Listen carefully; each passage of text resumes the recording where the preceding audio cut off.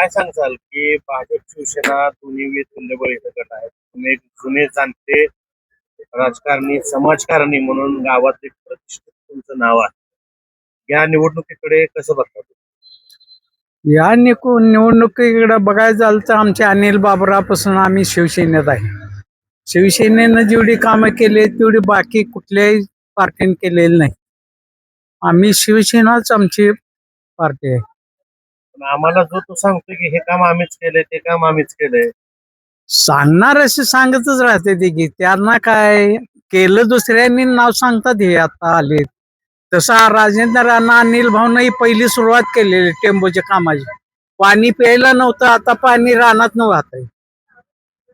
असं ऐकण्यात येतं की तडवळे गावचं राजकारणामध्ये तुमचा सहभाग असल्याशिवाय तुमचं नाव असल्याशिवाय तिथलं राजकारण समाजकारण पूर्ण होऊ शकत नाही. तुमची काही स्वप्न आहेत या गावाबद्दल की या पार्टीकडून आता आपल्याला या पूर्ण झाले पाहिजे?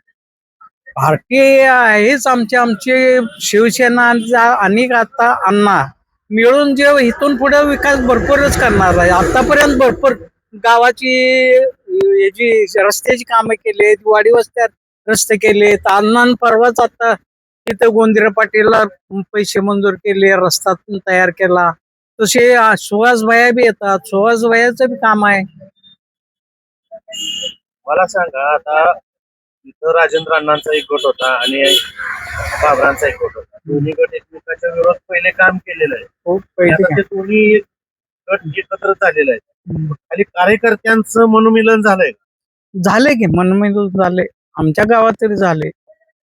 तुम्ही प्रचाराला एकत्रित बाहेर पडता का त्यांच्या पद्धतीने? नाही आज सकाळीच प्रचार फेरी काढली तर आम्ही एकत्र पडलो. कशी होती फिर्याद? चांगली होती, चांगली केली काय वाटतं शिवसेनेच्या उमेदवाराला वातावरण अनुकूल आहे? आहे. एक नंबर.